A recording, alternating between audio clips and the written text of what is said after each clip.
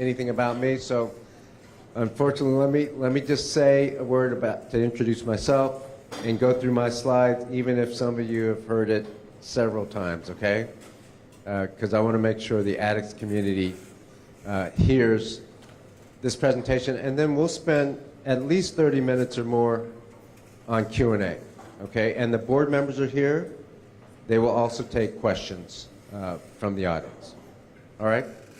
This is I think the 10th community meeting we've had, and the last one for a while, because school's about to start, and we're going to be focused on that. The board members will be out in the community during the month of August and September with their events. All right, well, my name is Mike Miles, and I grew up one of 8 kids. Mom's Japanese, dad's black. They both passed now. And we struggled. So when we talk about kids who live in poverty or have language barriers, or parents who can't access education like some other folks, I get it, because that was my experience too. And poor means different things to different people. And for me at that time, for a couple years in Colorado Springs, my dad was in Vietnam and Korea. And we didn't have a lot. And there weren't 3 meals a day. And, you know, I can remember many times when we struggled just to have 2 meals or food beyond oatmeal. Thank God for oatmeal, although now I hate oatmeal. But it, you know, provided some protein for the kids. But I did have some advantages too.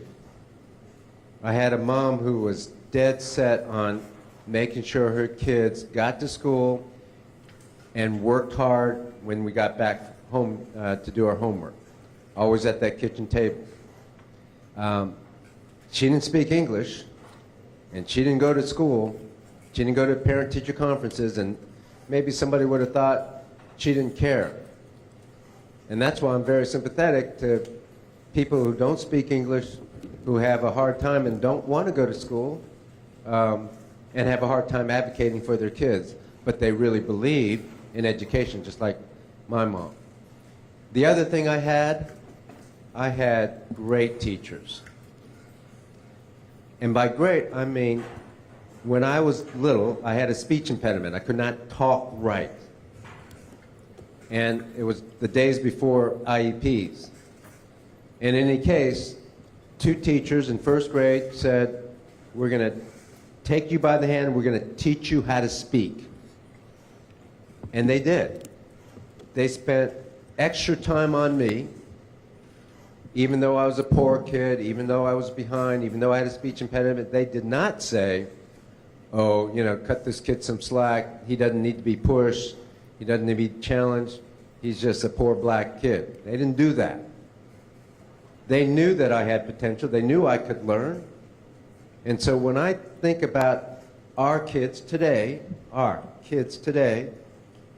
and some of their special needs, I know they can excel. I know they can reach their potential if we do our job right.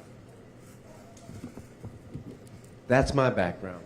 And because of the teachers, not just those 2 1st grade teachers, but other teachers in my life, I've been able to reach my potential no matter what my background is. My dad used to tell us all the time, being born in a garage does not make you a car. And what he meant by that is that you can escape your surroundings. You can change your stars. That's what we got to do for all of our kids throughout the district. We got to help change their stars and not making excuses for what we can or can't do. We got to do everything possible for that. As a result of those teachers, I was able to do a lot with my life. I went to West Point, United States Military Academy at West Point, became an Army officer, company commander, Army Ranger.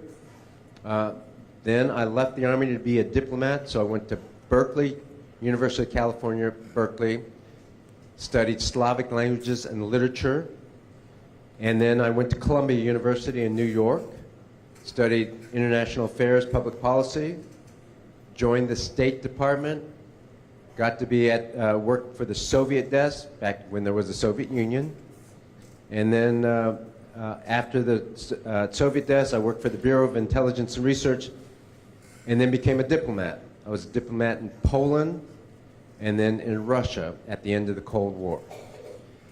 After that, my wife and I, we had a couple of kids while we were abroad, so we came back home to Colorado. I started teaching the most important work of our time.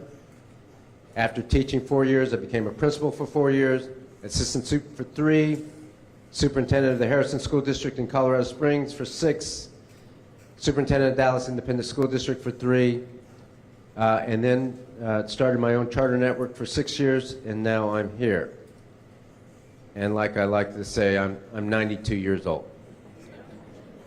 But it ain't the age, right? It's the mileage. And so there's a lot of mileage on me.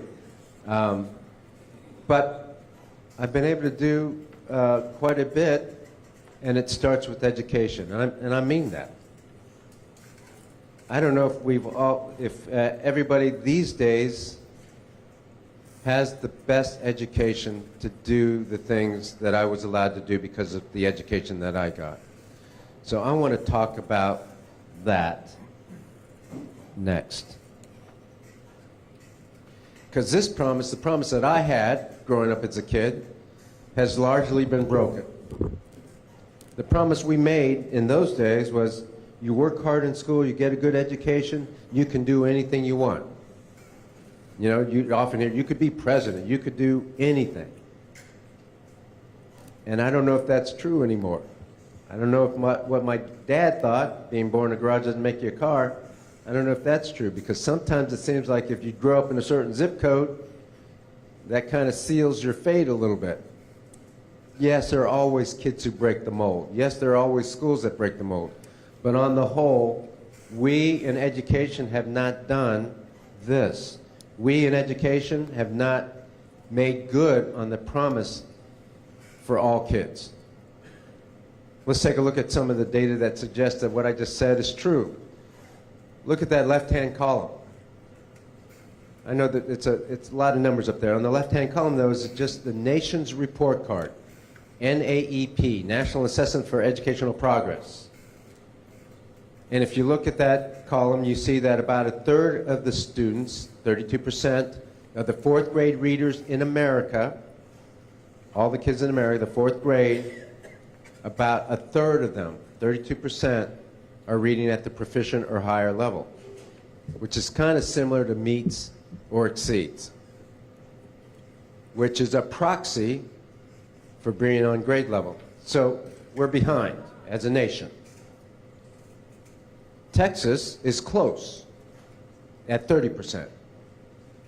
The large urbans is lower than that, but at 26%, and then Houston is at 19%.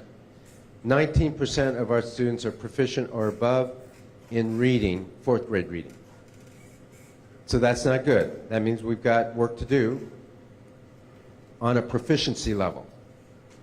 And it doesn't matter whether you're talking about fourth grade or eighth grade, and you can look at it, we are low proficient. That's problem number one. Low proficiency for many of our kids. Problem number two is an inability to change that over time. We were low last year, but we were also low 19 years ago. And the nation's the same, by the way. It's not just HISD.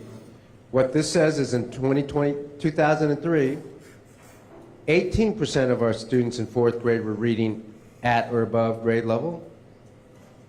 19 years later, 19%.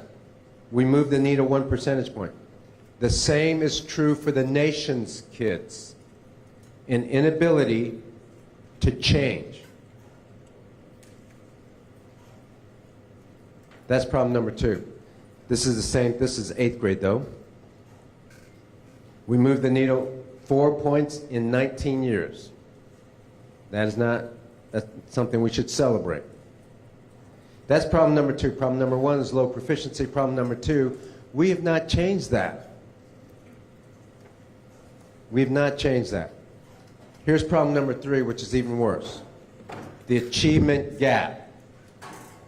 I don't care what test you look at, we have a gap problem in America. Achievement gap problem. And this is not new stuff, right? Educators know this. And we have to at least look at it. This is Houston on the right-hand side for 2022. Remember, it was 19% overall. Well, it wasn't 19% for everybody. Our white students were at 60% proficient or higher, which is good, and we should keep that going. We should applaud that, push them up to 70%, right? We should keep that going. So good. But our black kids are at 11%, our Hispanic kids are at 14%. The gap is real. We can argue about 11%, 12%, whatever. It's a large gap. And that's undeniable. I hope we feel that's not good. I hope we feel we got to do something about that as well. That's an equity problem. That's an equity problem. Math is even higher. The gap is even larger, I mean. That's a gap. This should not be new information, folks. This is public data. Every year, NAEP prints its data. We print the STAR data. It's not new information. But I'm calling it out because it's the backdrop to what we have to do. Now, don't get me wrong. We got some good things going on in this district. But it's a tale of two districts. One where schools over here are doing well. We got some great magnet schools. We got some of the best schools in the nation. We've got schools that are improving. Attucks Middle School is improving. I'm going to show you some data there in a second, because we got to applaud growth also. And then we have schools over here. And it's undeniable. It just surprises me when people don't think we have a challenge over here with a lot of our schools not providing the best education possible. Those are just the facts. Doesn't mean everything's gone to hell in a handbasket. What it means is we got some work to do, and we can't close our eyes to the challenges. That's what that means. It also means that we have an equity issue that we need to address. So STAR scores, the other scores were NAEP scores. Let's look at STAR scores. You've heard the term NES, New Education System Schools. Well, those are some of our lower performing schools. This is 8th grade reading, 8th grade math. You can see in the New Education System Schools, people ask me, well, why those schools? Well, because the scores are the lowest there. That's a challenge. Only 15% of the kids in the New Education System schools, 28 schools, only 15% are proficient at Algebra 1. That's a challenge, guys. Again, that's public information. And here's you. Here's, well, not you, because we got people from all over, but Attucks, those of you from Attucks, this is Attucks. Now, yes, it's lower, but look at your scores from a year ago, from 2021 to 2022, really good growth.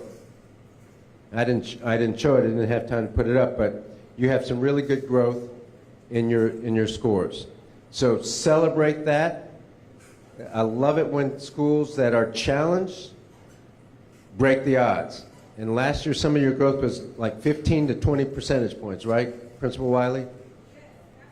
That's right. So we got to celebrate that growth also, okay? And we should. And so there's work to do. Come on. We know that. But we also celebrate when schools grow well. Math is the only area that didn't grow well in this school, 7th grade math. And even though those scores are lower, it was a huge improvement. I think 8th grade math a year ago was at 11, and now it's at 30. So again, we got work to, yeah, you can celebrate that. So the principal and the teachers here are doing what we need. We need that continuous growth. What we don't need is that second problem I said, where we can't grow. Well, y'all are growing. So you're beating that second problem, okay? And over time, if they keep doing what they've done, in this case, we're going to get to where we need to be. But we've got a lot of schools that are doing the same thing, and they're not getting any growth or achievement results. So we got work to do here. Let's celebrate what we have done, and let's keep pushing it. So there were 3 problems. Problem number 1 was low proficiency. Problem number 2, inability to change that proficiency over time. Problem number 3, the achievement gap. Problem number 4 is the future. Let me just spend a minute or a couple minutes on the future. I did a presentation yesterday and the day before yesterday on the future for principals. We're training principals this week. The future's here, and we're behind. AI and technology is moving so fast that it is going to dominate the workplace. Middle-skilled jobs are leaving the workforce, the workplace, middle skill. Some higher-skilled jobs are being created, but this may be the first time in history where technology has not created more jobs than it's taking away. It's taking away more jobs.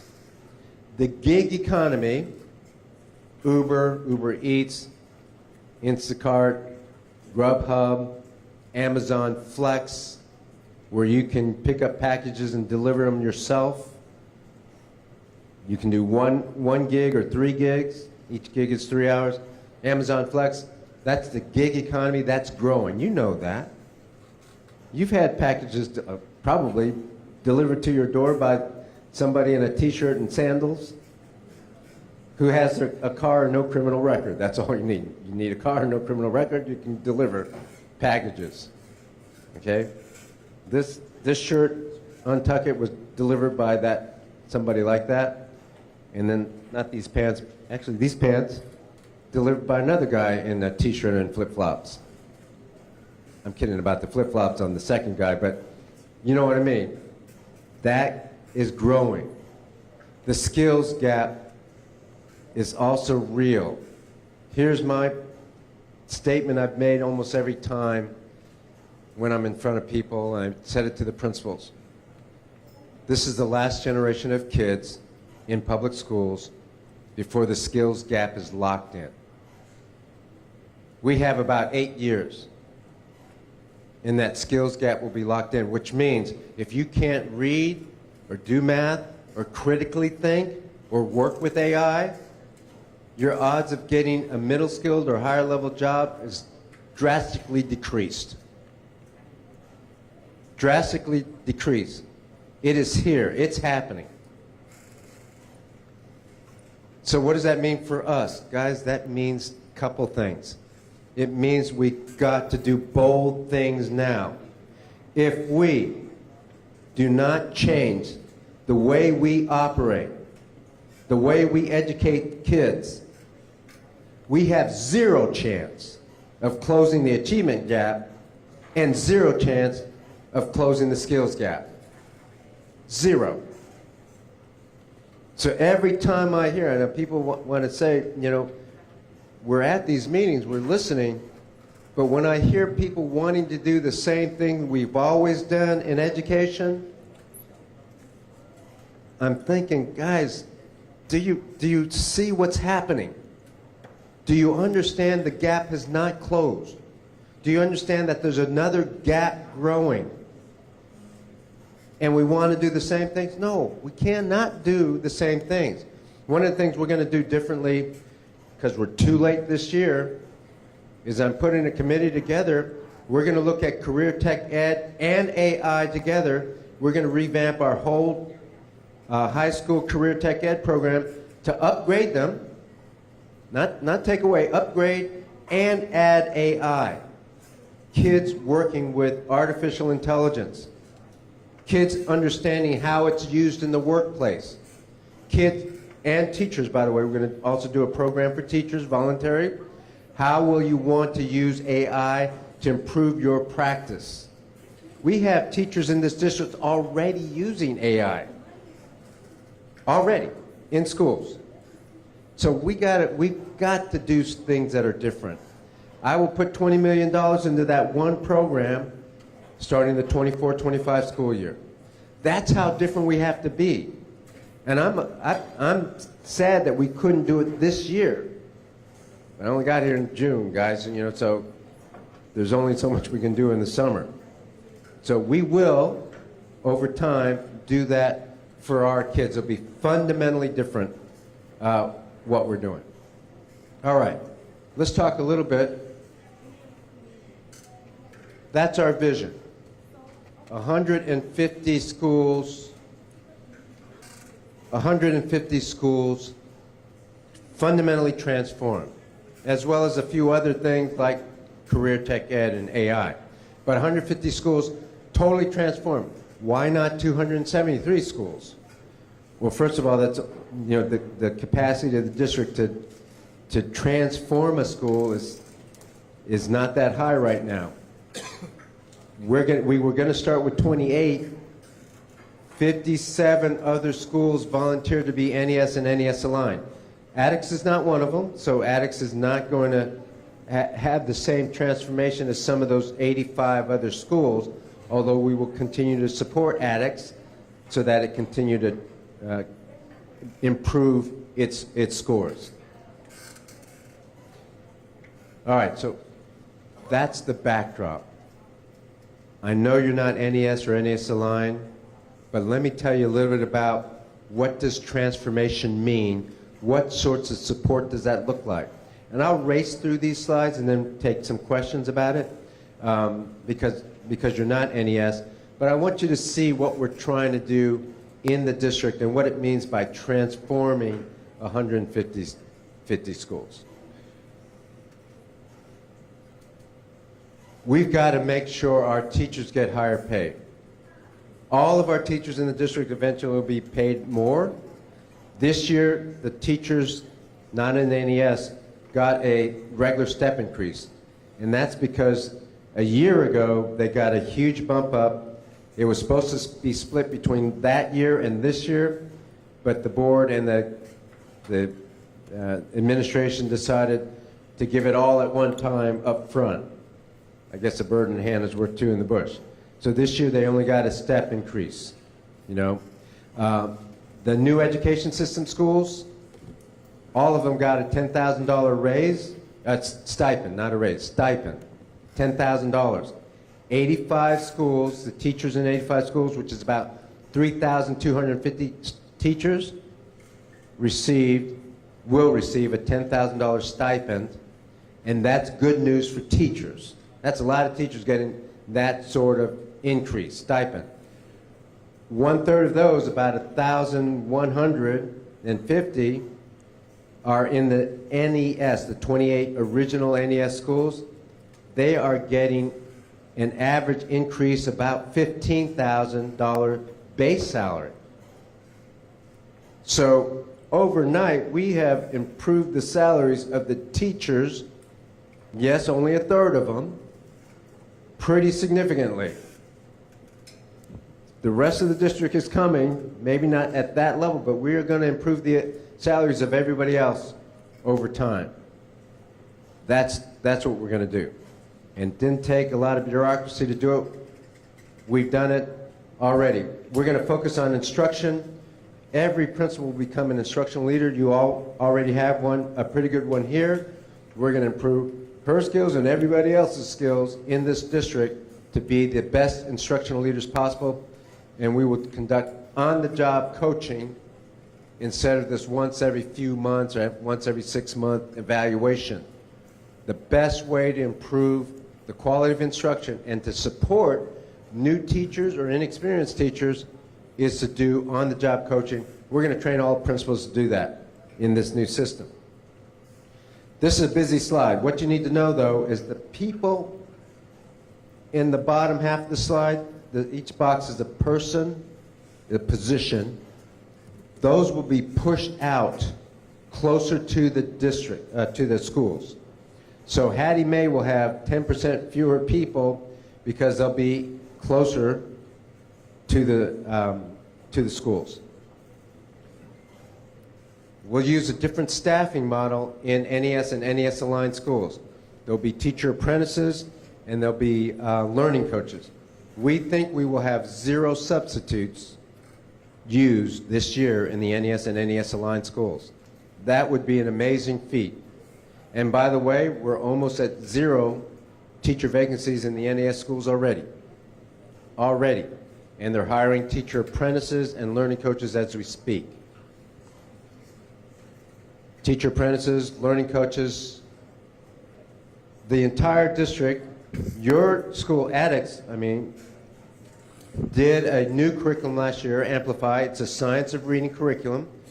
We're trying to do that in the rest of the district. For sure, in the 85 NES and NES aligned schools, they're getting a different curriculum, a science of reading curriculum, the same one that this school uses, called Amplify. And other high-quality instructional materials will be part of this reform. Not a lot dual language, but the schools that do dual language will continue to have dual language. We support the kids. If you can have 2 languages, you're in a much better position to engage the modern workforce than if you have only 1 language. This is the same slide, but this time I highlighted special education. It's true. We district, we have not done well with special education. That's one of the reasons why there was an intervention. We have to do state and federal compliance and improve special education services.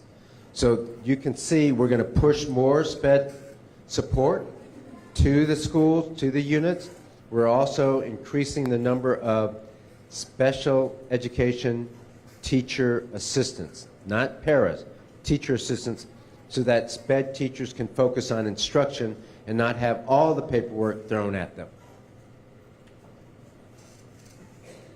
This slide is one of the more important slides. Teachers, the workforce is changing, and some of it's for the good. The workforce is changing. Anybody who's in a business knows that today. What many people want, especially middle-skilled jobs or high-skilled people, they want better work-life balance. And it's about time we do something like that. I've been a teacher. For me, it was start early, after school. I ate dinner with my family, and after dinner, and after the kids went to bed, I spent 2 hours every night working on lesson plans. That was my life for 4 years. Very similar to a lot of teachers. They work hard all day with kids. They go home if they have a family. They do a little bit with the family, and then they're working on lesson plans. I spent a lot of time in the weekends doing lesson plans. I spent a lot of time making copies. And, I spent a lot of time on weekends making copies because invariably the copy machine would break on Monday morning. And if you're a teacher, you know exactly what I'm talking about. And then you're frustrated because you can't make copies because there's a long line anyway. Copy machine's broken, and now you got to start class. You're already behind for the week. That's, or the toner runs out. Any number of things. So that was my life as a teacher. And I wasn't a good teacher the first 6 months. I had no coaching. They should not have left me alone with kids. But I learned fast, and I became a really good teacher after those first, that first semester. Anyway, teachers want better work-life balance. They want better salaries. In teaching, it's great to have a $61,000 starting salary. That was just increased a year ago, and that's not bad. but then it takes you 12 years to make $72,000. You know? This workforce does not want to do that. They want to work hard, but they also want to get paid well. And I don't blame them. So we're going to do what the workforce requires, which is we're going to make it so that they're true professionals. Why should they have to make copies? Where's that written? Why can't somebody else make copies? Why does the teacher have to do all the discipline? The stories are clear. Principals sometimes say the teacher saying, Johnny is so disruptive, and the principal will say, figure it out. You're not sending him home. You're not suspending him. You just figure it out. And they close the door and they try to figure it out. Many teachers leave because they're tired of figuring it out. So, administrators, now the problem is yours. That doesn't mean we will suspend more, kick kids out more, or whatever. It means that we will work with that child, but that child will not be able to disrupt the classroom. Lesson plans will be provided for teachers. Lesson plans, the PowerPoint presentation, the demonstration of learning, the answer keys, the 4 differentiated assignment. It's hard to teach in this model because there's so much that you have to get right. So we're going to provide the lessons for you, teacher. But what do you have to do then? You have to be like that doctor. A doctor doesn't prep the room, doesn't take blood pressure, doesn't, clean the equipment, doesn't do anything like that. What they do is the most important job, which is to focus on the surgery. Teachers, same thing. You will be an expert instructor. You will know the question behind the question. You will know the kids. You'll be able to understand why this child thinks the way they do, why they're approaching the problem this way. You're going to take one question and you're going to make it apply to the whole class. That's how good you are. You're going to keep the pace. You're going to engage. You're going to keep the level of rigor. You know what grade level instruction is. You're going to scaffold that so that the child understands, even if they're not at grade level. Then you're going to differentiate the instruction once they take a demonstration of learning. That's a hard job. That's an art. That's a skill. That's what we're paying for. We will try to get everything else covered for you. The only thing up here that makes me mad still is duty. You should not have duty. I don't have enough money yet. There really is no money tree in the back there. So when we get enough money, we will take duty away from the professional teacher. Okay? That's what we're going to do down the road. That's part of this new model. That's part of the reason why 57 schools signed up to do this model. We'll use more technology, webcams, interactive smart boards. And then I got to talk about this, because some things are old-fashioned. It's not innovative. You know, there's lots of innovative discipline things. I think it's pretty, it's nothing simple, but it's pretty basic. Foundational is the right word. What's foundational? 3 things. Kids cannot disrespect adults, especially your teacher. You cannot go up to a teacher and say, F you. We're not doing that. Doesn't mean we're kicking the kid out. Doesn't mean we're spanking them. We're not doing anything like that. There's a reason why that kid said F you. We're going to take that child. We're going to give them a counselor, social worker, or sometimes a coach saying, you know, you can't do that. That's what we're going to do for that child. And then we're going to put them back online into the classroom, online. But you don't get to disrespect the teacher. Number 2, you can't disrupt the learning environment. I get it. I've been there. My brothers and sisters have been there. I've grown up in schools challenged by poverty. But never in the schools that I was challenged by poverty with was it okay to just knock over desks or act a fool in front of the class. That didn't happen. So we're not going to suspend the kid necessarily. I mean, there are some things you got to suspend the kid for, but not for normal disruption. But that kid does not get to disrupt the class. That teacher is a professional and an expert. They need to have the time and the focus from the other kids to do the lesson. So we're going to remove that child if they disrupt the learning environment, and then we'll put them back in the next class. Oh, and then it may go without saying, but we're in these NES schools, we're going to be hard on bullies. You do not get to bully other kids. Again, I get why kids do the things they do, especially middle school. I love middle school. And there's almost always a reason. And many of our kids have had a bad night, and many of our kids get bullied by their parents or somebody else. I get it.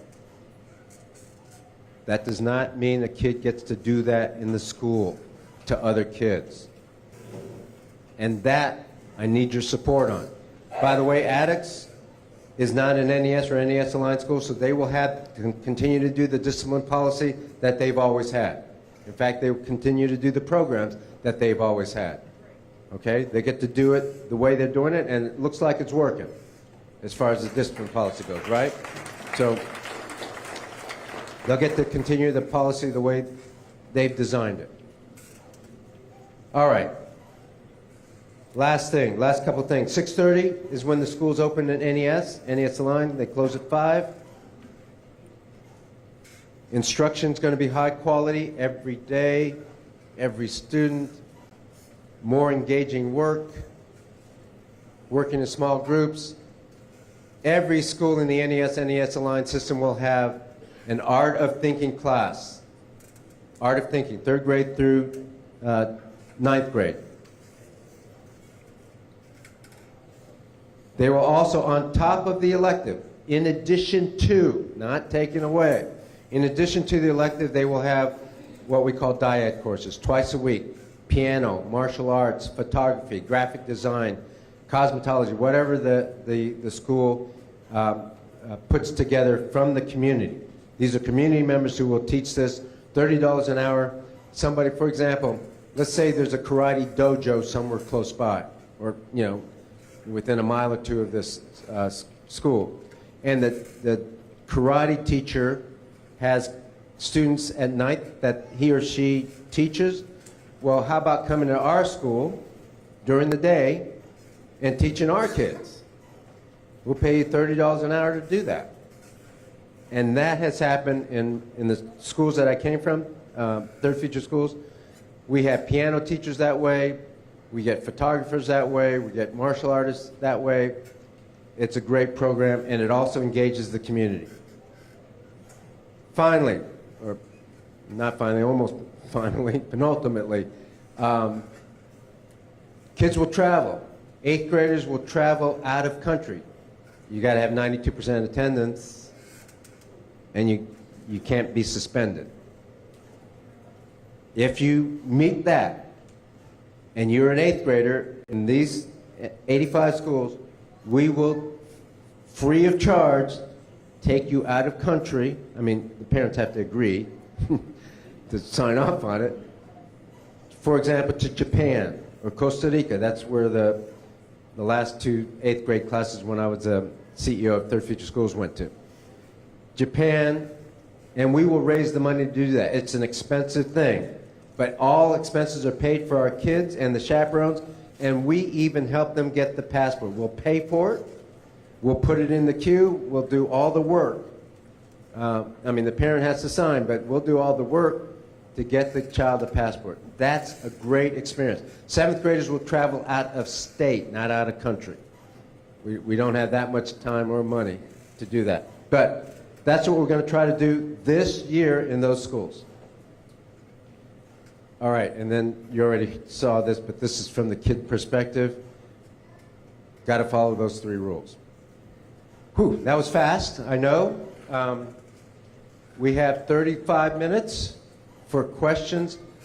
If you have a question, please keep it to about a minute, less than a minute, okay? Ask your question. If you have a comment, that's okay too. Please keep it to a minute so that we can get more questions and more people to ask a question, all right? And we have a mic over here and a mic right here.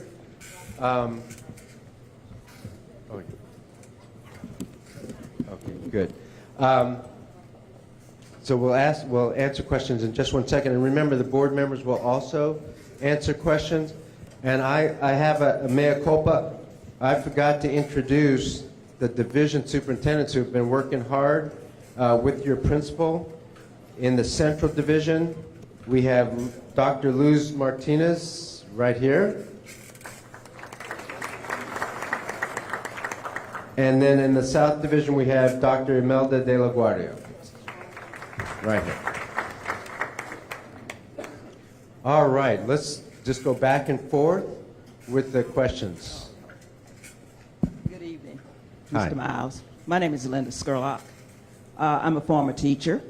I've worked for 36 years in HISD. I have a question about someone grading papers. When it comes to compositions, will there be a rubric for these people to look at in order to grade the papers? Because most of the time, compositions are sort of subjective to a point. So they will be given a rubric to do that. Yes, so thanks for asking. The answer is yes. So remember, teachers will grade the demonstration of learning that takes place in class every day. That's a mini quiz. They will also look at and grade most of the short constructed responses and extended constructed responses that happen in class, because those are also based on a rubric. If you look at TEA's website, they have a 2-point rubric, a 3-point rubric, and a longer rubric. So the answer is yes.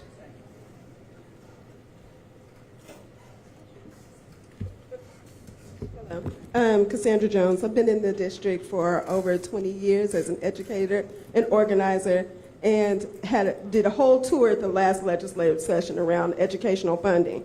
My question for you is, how is this model, you mentioned we can't do the antiquated ideas. I listed at least 7 things that have been done for 30 years based on a nation at risk, long time ago. We know where that came from, right? 1983, yes.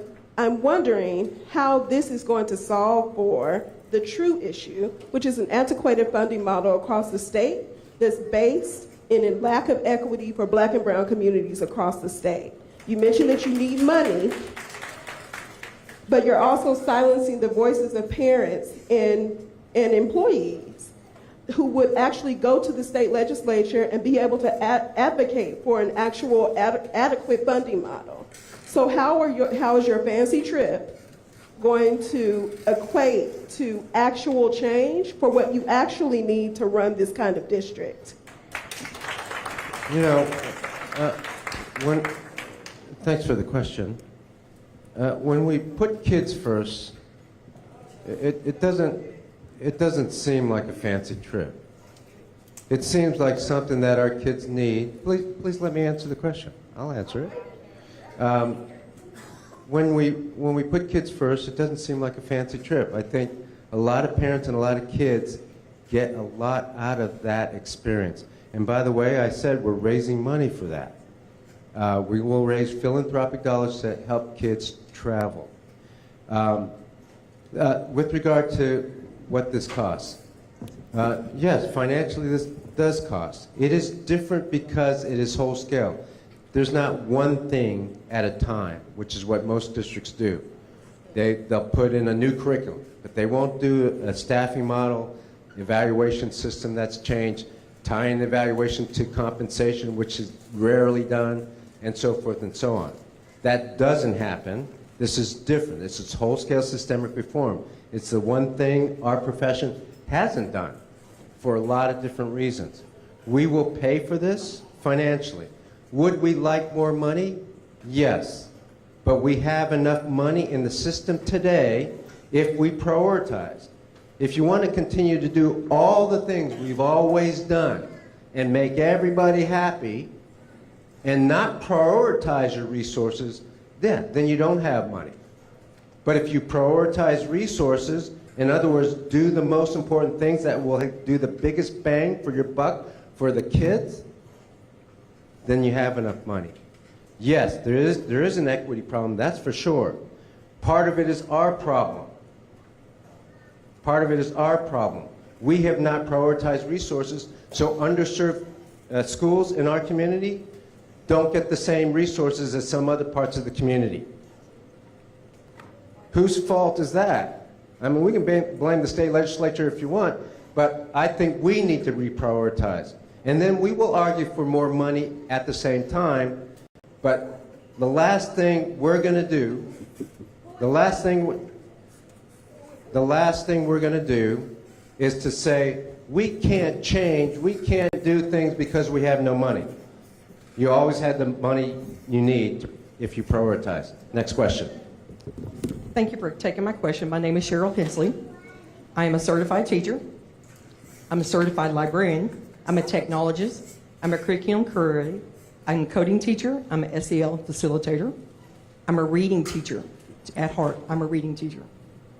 Research specialist, digital resource expert, former HISD librarian of the year, and last year I was the Texas Children's State Award winner. I'm a librarian. I'm a teacher, and I'm a librarian ready for the 21st century. You've already heard about the new books in the class, in the collections in the last 2 years. But did you know that we have new maker spaces in our libraries too? Including 3D printers, drones, STEM carts, Lego, robotics, developing abstract and critical thinking skills, color printers, self-checkout computer centers, access to library catalogs 24/7, green screening. I love green screening. I love AI. I love books that color AI. But I also check out books. Yeah, I do. But the library is just more than a circulation. It's more than statistics. Library is not just checking out books. In curriculum and instruction support, I'm giving students reading by choice. They have a choice. They love to read. They come in the door every morning. They come every afternoon to check again. Libraries are a community. They're nurturing relationships. Students are allowed to discover who they are and travel to places that you're talking about, sometimes through those books, sometimes actually realizing that character relates to them. Are the kids ready for the future? I'm getting them ready. You bet I am. Preparing the students to elevate information or misinformation is my job, and I take it personally. Using what they use to collect literally is the art of thinking, art of teaching, whatever you want to call it. A librarian. So what we do is vibrant and appealing library programs impact every student, every child, every day. When's the last time you visited one of the contemporary libraries? I invite you over, but I just lost my job. I don't have a library this next year. We were displaced. We were NAS aligned. But I'm still going to be there because I love those kids. And if I have to volunteer and if I have to do it, but I still want those doors open.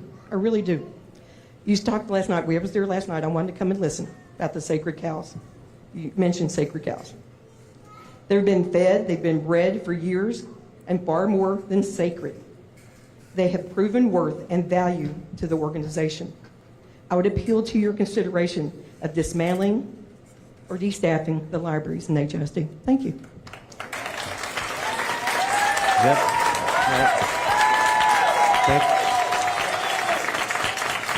Thank you for your thoughts and comments. Everything is good. Everything is important. Coaches are important. Because I could have a coach stand up here and say, we need the athletic period, and here's what we do to help kids. We can pay for mentors who would say the same thing. So I don't dispute that librarians are important or add value. Last time I visited a library was about 3 months ago. I actually have my library card with me. It's not that I don't like libraries. We're not trying to get rid of all the libraries. We are prioritizing resources. And so we are prioritizing Science of Reading teachers, which is an addition to the ELA teacher in the schools. And when you prioritize resources, some things, even things that add some value, because everything does, it's not like we have any program that's hurting kids in schools, have to be trimmed. And that's what's happened here.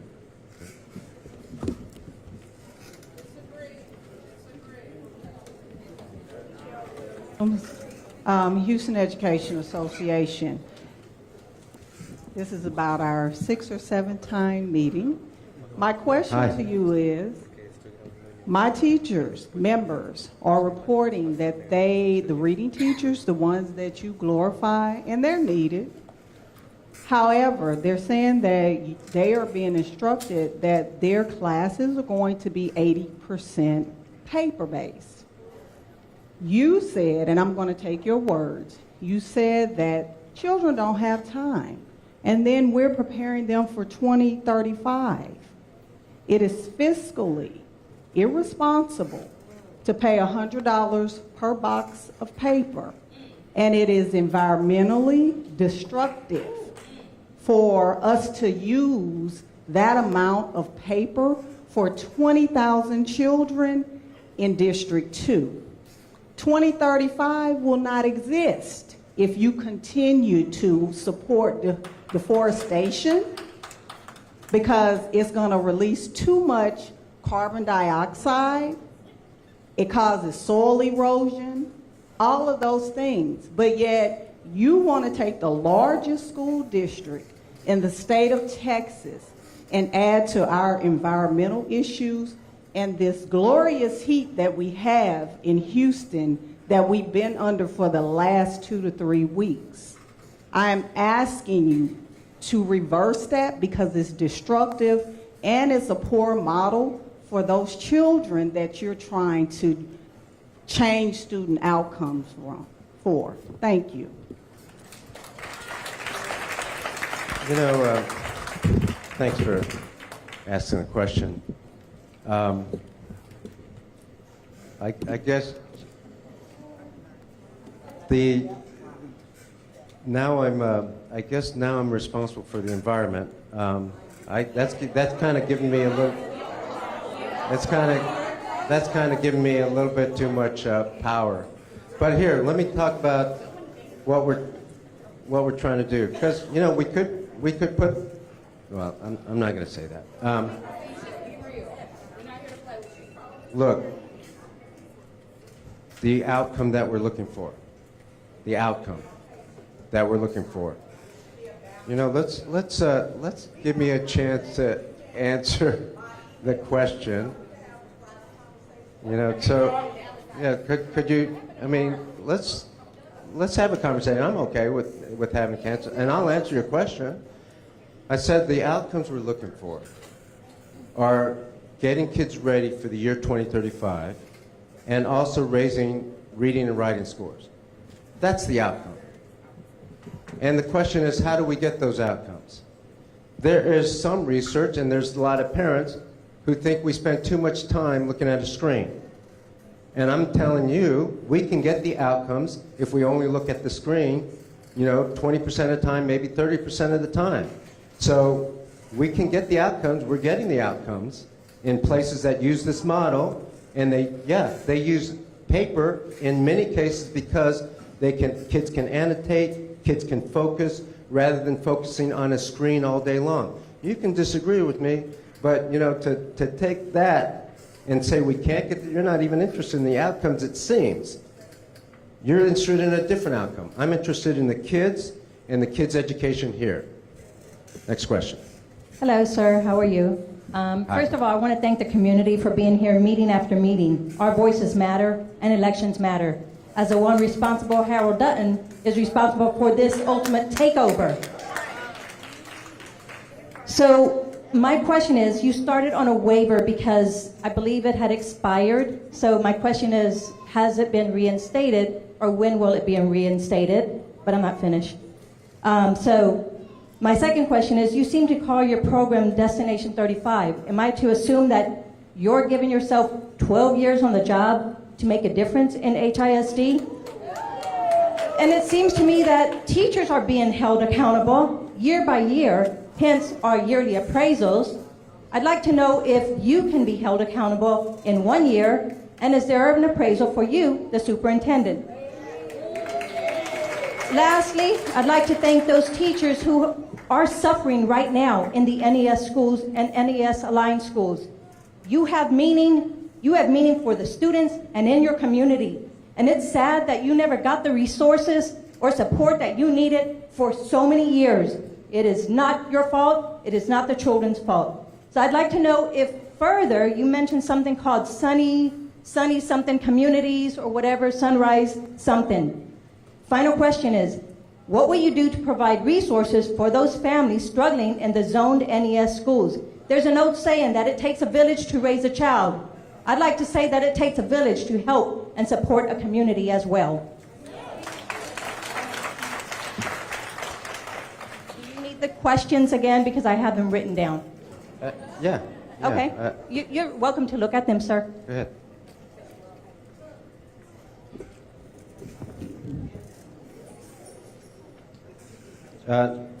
No, not certified as a superintendent, and no, not going to get a certification. Bye. Bye. The plan is identified 2035. 2035 is the destination down the road, yes, so that we can prepare not for tomorrow, but for post-tomorrow, because tomorrow's already here. No, we're not going to take that long to turn around. If you haven't been paying attention, we're acting pretty quickly. In fact, I'm getting criticized for acting quickly. We're not delaying, so if you think I'm delaying, I don't know what you're talking about. In fact, one of the things I keep saying to people is that the reason why we have to do all these things now is because the kids can't even wait 1 year. So, no, I could do what some of you, I think, would want me to do then, right? We could take 100 days, do the listening tour, create a couple committees, think about a strategic plan, put a strategic plan in April and May, slow walk it, right? Take another 5 years to do that plan, and at some time in some future, if we did well, we turn it back over to the district. That's not my intent. As you can see, we're not going to slow walk it. We're actually moving faster than any other district has ever moved for the right things. Next, you can see a detailed plan online on the Destination 2035 plan. It's been out for 2 months. When will we start seeing the keystones, milestones, etc.? Goals and accountability. Yes, you're right. I should be accountable. And I should be accountable for achievement results. At what time One frame? of the things, I'll answer in just a second. One of the things that's been problematic in this district, we have a lot of autonomy with very little accountability among the leaders, not just superintendents. And that's got to change. And it starts with me. Yes, I will have a performance plan with clear metrics in my performance plan. And no, we can't turn around the district in a year, but I can show growth, and I should, even in 1 year. That's the commitment. I'm not afraid of standing up and saying that. So let's see the teachers and principals and the community and everybody else say, these are the specific metrics, and if we don't meet them, then how are you going to hold yourself accountable? Next So question. you'll have your appraisal plan up pretty soon, I assume. Yeah, the board has to approve it, I think, by November. Go ahead. Okay, so to your comments about slow walking or when we would turn around and actually listen to our constituents, it's because you weren't elected. They had to listen to us because we elected them. You were appointed. So next week when you go to spend all this money on this field trip for how many principals was it going? To Odessa? Odessa has a total population of 112,000. Total. You know how many kids we have in HISD? 200,000. You're comparing apples to, buttons or something like that. That does not compare at all. So I don't understand why this is a reasonable comparison or expenditure that is coming out of our children's funds when all you need is $5 million to put librarians back in our schools.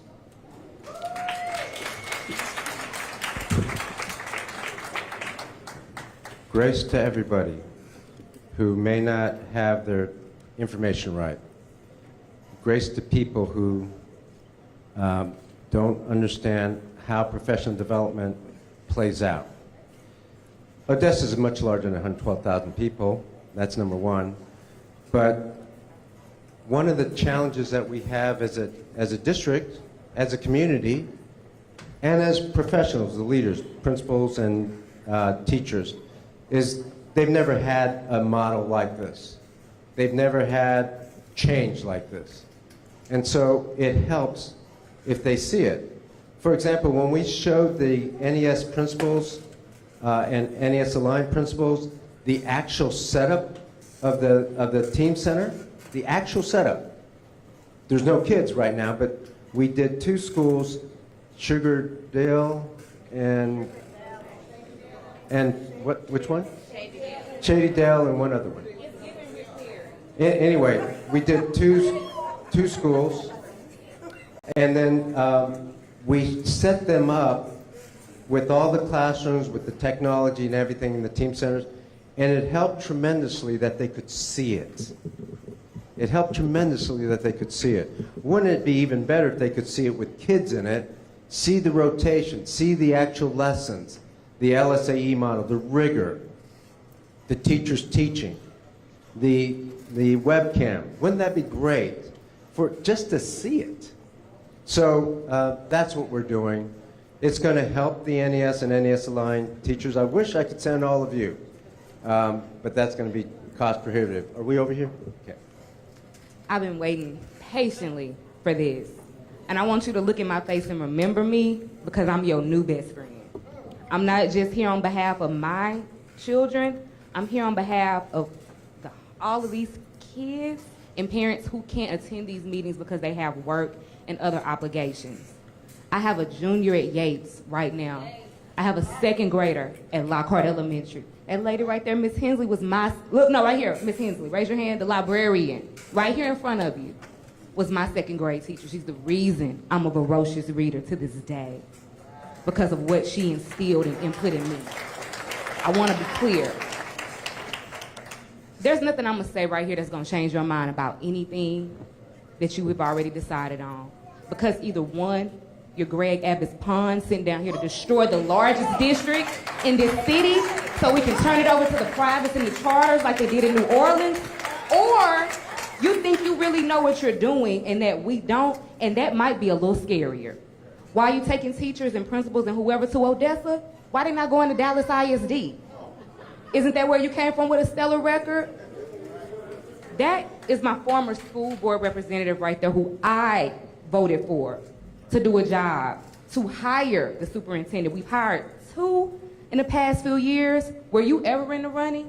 Did they ever call you up to come down here? No, he's somebody's. Why weren't you ever an option? Where's your resume? Because I see the smugness in your face and I hear the facetious little answers. I'm not gonna be certified, I'm not gonna.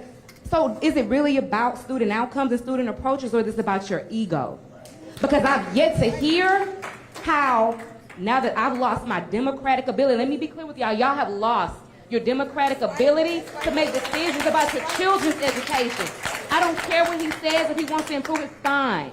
But we have the right as parents, community members, if you pay property taxes, even if you don't have kids in this district, you should care about what's going on. Like I said, I'm a product of HISD. I don't have a lot of questions, it's mostly commentary. But I also was a union rep for HFT for 5.5 years. Yates was my feeder pattern, Worthing was my feeder pattern, Sterling and Jones was my feeder pattern. The reason I won't teach to this day, because I got to see behind the scenes of how sausage was made, and I said, oh no, I don't want sausage anymore. It's a gift and a calling, and I can't do it. But what I do know as a parent is that I can support teachers. Teachers don't do this job to get rich. They're not showing up to make $1 million. And to stand over them and script lessons and treat them as if they're not professionals. So let me be clear, teaching is a profession. They go to school and get a degree. They also take a certification, something that you haven't done for your own career. They've done that. Period. Let me be clear. Firing 3 principals a month before school, not student-centered approach. My major question is, when are you leaving? My second question is, when you ultimately fail us, because you will, I can guarantee it, how do we then get you up out of here? because I will be leading the charge. You don't have to answer me. I would prefer you not. But what I would love to hear today is how parents are being brought to the table, because I would love a parental advisory board for HISD so I can talk to you face-to-face, one-on-one, because I don't know these people who have been appointed to represent me and my children and my community. Haven't met them. Y'all might be very fine people, but it's a reason you didn't get yourself out there and run an election and win. And let me be clear with y'all again. We have lost a right. This is an attack on our city because we are Houston, Texas, a big blue dot in a very red state. We are being punished. It's the same reason there are judges who won their democratically elected seats who are being sued today by the very same people who are supporting this takeover. I know I'm over time, that's fine, because you talked for a real long time, and I'll be done after this today. And y'all can go ahead and take me on out of here, that's fine. Ruth Kravitz, can you please raise your hand? If you want to get into this fight, can you please stand up? If you want to get into this fight, and you care about these kids, you care about these communities, go talk to Ruth Kravitz. Because when you leave, it's going to be us picking up the pieces. Let me tell you. It will be here. I'm going to be here. And trust me, I got a lot of friends that was educators in Dallas. I know a lot of parents in Dallas. Thank you. And what they I could think we have say some other wasn't people great. that want some TEA questions took answered. over North Forest ISD. TEA took over Marlin ISD. Yeah. How many of them kids didn't graduate Marlin ISD last year? What was the percentage? What happened to North Forest ISD? We lost Thank you. an amazing HISD principal. He has gone to another district. What's going to happen to us when everybody, it's called brain drain. Yeah. But Thank I'm you done. okay. Thank you for your comment. Thank you for your commentary. Your question. Disrupt us, ignore us. Do you really care about us? You know, let me, I want you to follow me.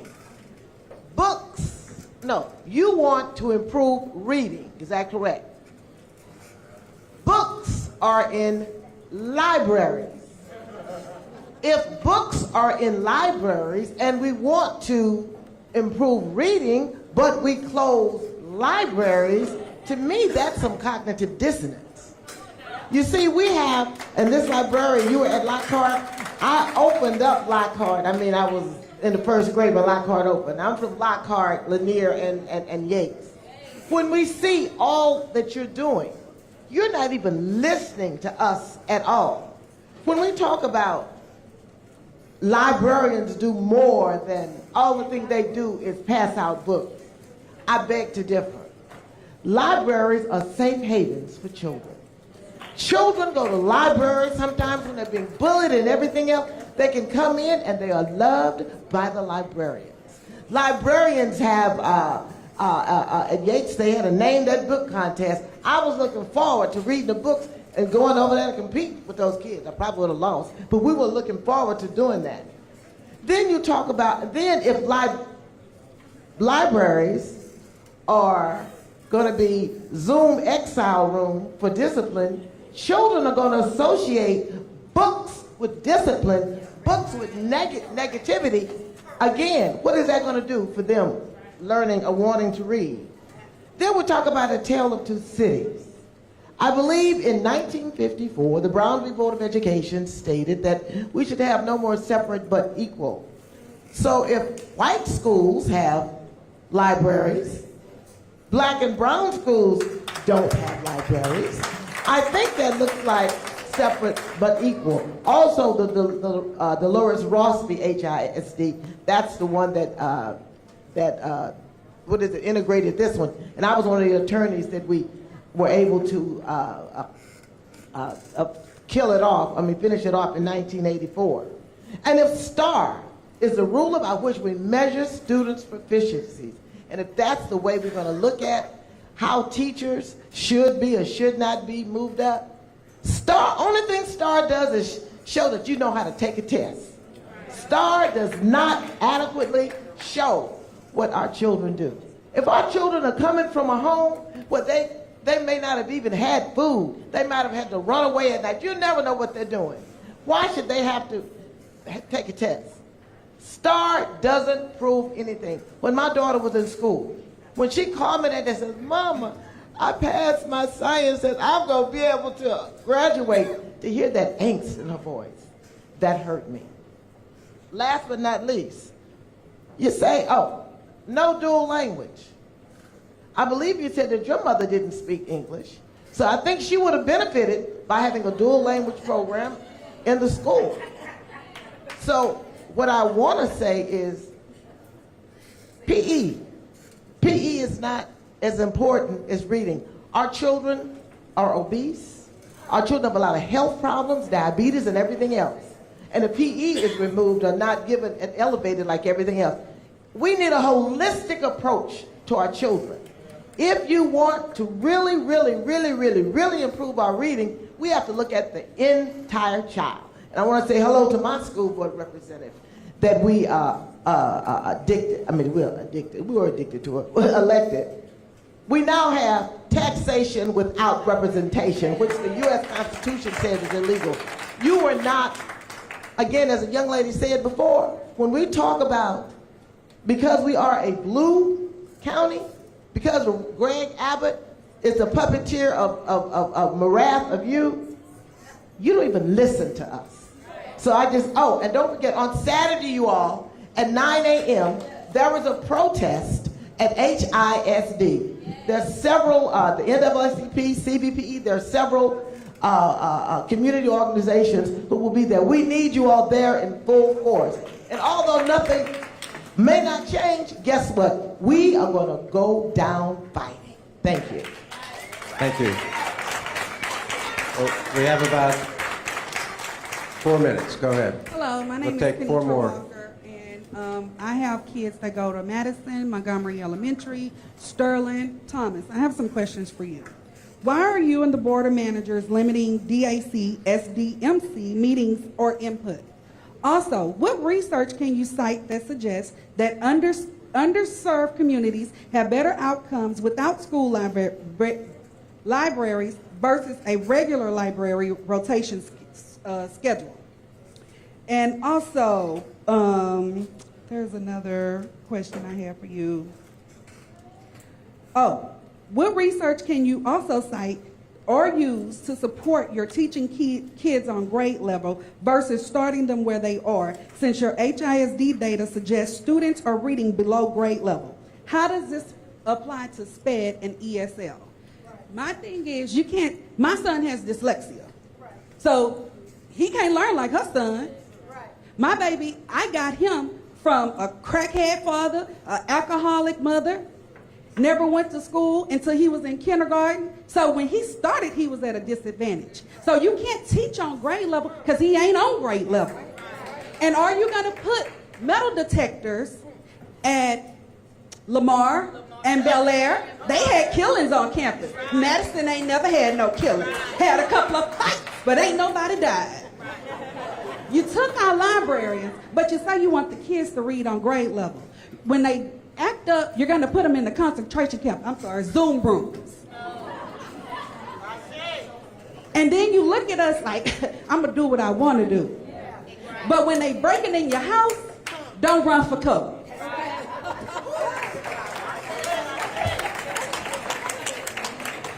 Yeah, go ahead. 3 more. Go ahead. Okay, good evening. My name is Raina. I'm an HISD parent. Go ahead. This is my first meeting, so my question might have already been answered at other 7 or 8 meetings prior to this, but the presentation was fine.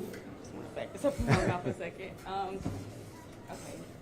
The presentation was fine. It just didn't describe in detail the 3 main expectations beyond separating from the classroom and doing visual learning, but they're not there. The other things that would be implicated, and then second part of the question is, how do we evaluate these things? Are we going to have another meeting later in the school year to get the updates? Yeah, so we'll provide updates on the web, in writing.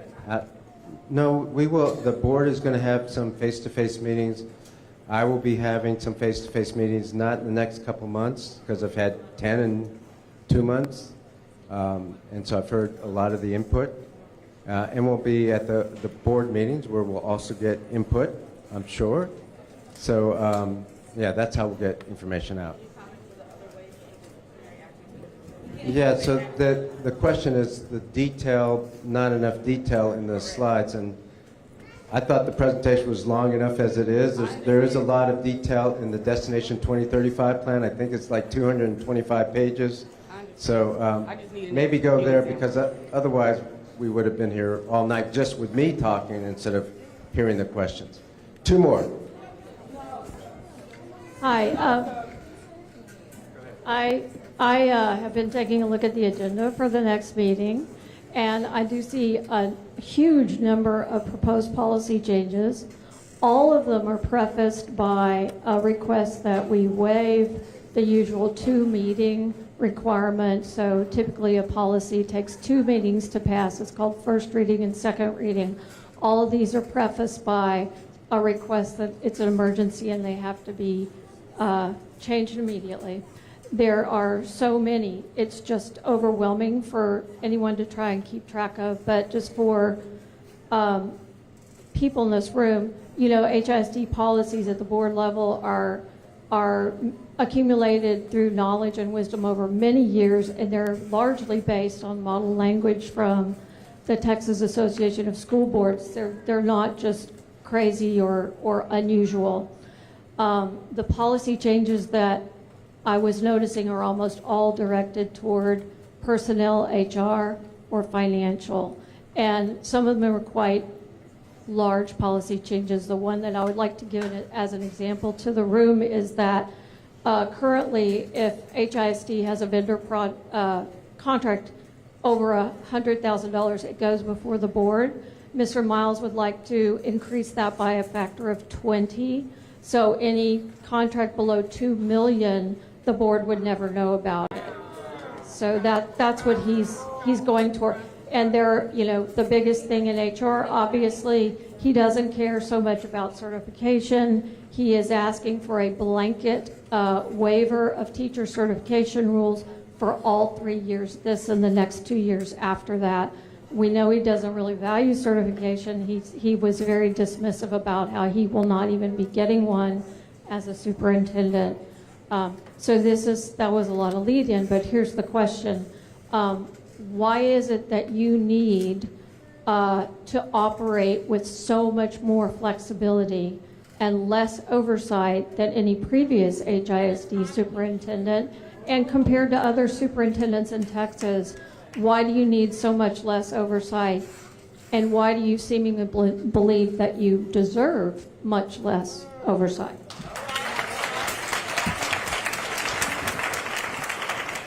So a lot of things you mentioned will be discussed at the work session, which is tomorrow, and then the board meeting on the 10th. So in the next 2 weeks. Can I just interject something? If those items are passed on the consent agenda, my understanding is there is no discussion.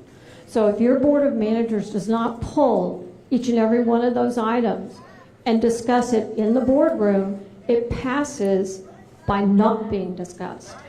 So there'll be this. So good afternoon. I'm Rolando Martinez. I actually don't live too far from here. I live right across Macau, so I'm familiar with part of the neighborhood. So your question about the policy. So as a board, you're absolutely right. We need to review the policies, and we will. We have the workshop on Thursday. And to your earlier point, it could be part of the consent agenda. Consent agenda doesn't mean approval. It just means that we have one singular vote, yay or nay. So there's still a possibility that they could get denied. And so from a board perspective, we're going to look at every single one of them as far as when we pull them, and we'll discuss them on Is there Thursday. any way you would deny his request without discussing it? That doesn't even make sense. So we will discuss it, and that's the purpose of the workshop this Thursday, is to discuss and bring up any questions about the policies. What I will say to everybody is this. We recognize that we're appointed. We recognize that. We won't, and the reason I won't is because I feel like I need to be part of the decision making for our community. So you know, hold on, let me just give you some background. I actually do. I live about 8 minutes from here. Letting him make all the decisions. You're letting him make all the decisions. Yeah, if I can answer, what was your question again, ma'am? If you are just letting him make all the No. decisions, if you're approving everything Yeah. and working as a rubber stamp, which you have been doing so far, then you are not involved in the Yeah. decisions. So when you We'd refer love to see you question some of this. So if you've seen our board meeting, and I'm sure you have because I recognize your face, I've asked questions. And that's part of the process for myself and board member Paula. Here's what I will tell you, and this is the expectation, at least from my perspective and the board. If you looked at previous board members, previous votes, for the most part, they all voted yay on all of the agenda items that were there. Let me go back. Not. Or at least it voted for. They had the majority. So what I would also say to you is that, yes, we vote to your question. If I can answer your question about, board meetings denials. other than the ones of the Board of Managers? I have. So Very many? Yes, I have. Okay. Yes. So over the last 3 years, pandemic, there was all virtual, so that made it easier to participate. So what I would say to you, though, is that every board member is making the decision for our students. And that's what we have to remember. It's for our students. And it won't always be, and I want you to hear this, it possibly may not always be a 9-0 vote. And I want to say that publicly. We are going to ask hard questions. We are going to ask these questions because if we are expecting outcomes, then we need to make sure, because as a reminder, one of the previous board members said this, Superintendent Miles reports to the board. So if he is asking for these concessions, for these policy approvals, then we need to make sure we get the outcomes that we need, and we're going to hold him accountable to that. I am sick of this outcome stuff every single time. I'm a taxpayer, and that is my Absolutely. money. You have an obligation to taxpayers just Absolutely. like every other board member. I agree. It is not just, he promises that they'll start passing the STAR, so you give him anything he asks for. And that's my observation is how it's functioning now. Yeah. And I challenge you to ask yourself, if you were in a private corporation and you just hired you didn't hire a brand new guy, somebody he was forced on you, would you give him 20 times the signing authority that the previous guy had? And that all the other guys in similar positions in this state have 20 times bigger than them as well. Yes, so I'm not familiar with other districts, but it's something definitely we can look into. So again, my commitment to you as the rest of the board member, Ms. Paula, is we're going to look into it. We're going to ask tough questions. And we get emails, believe me, we get emails. I look at them, we review them, and then we present the right questions. So to your question, yes, we will ask challenging questions. And if necessary, we'll go back to him and say, revise the policy, make amendments, whatever we need to make sure that we're representing the community. Thank you. Last question over here. Why is that the last question? Last question. Why is that the last question? Hi, I'm a parent. I am not employed by the district, but I did graduate from HISD. Number one, what's going to happen with athletics? And number two, are you going to take steps to get alumni groups involved? My high school doesn't even exist anymore, but we still have several thousand alumni who are very active in the community and would love to help. Milby has 2 alumni associations, for crying out loud. So please reach out to the alumni. Yeah, actually, I reached out, and the alumni group at Yates, we went to the Yates alumni group and had a good meeting with them. And then as far as sports and athletics, we're going to continue with sports. Love sports. We'll have sports and activities afterwards. So that's the end of the meeting. But does Paula, did you want to say anything? Shut the money down. Stop being $2,000 in a place that's not like us. Sorry. So I was just going to address your comment or your question about the alumni. So if you have an alumni and want to send us an email, the board is also meeting with several of the different organizations, and the alumni could be one of them. So please just send us an email. It's really simple. I think all of ours are our first name, last name, Houston ISD. So, okay? Thank you. And what I'll say as well is we are willing to go out to community organizations. So if you send us an email. Yeah, absolutely. Send us an email. Yeah, send us an email. We have schedules aligned for August and September. And as our schedule allows, we will go to your organization. Thank you so much for your attendance today. Thank you so much. Thank you, everybody.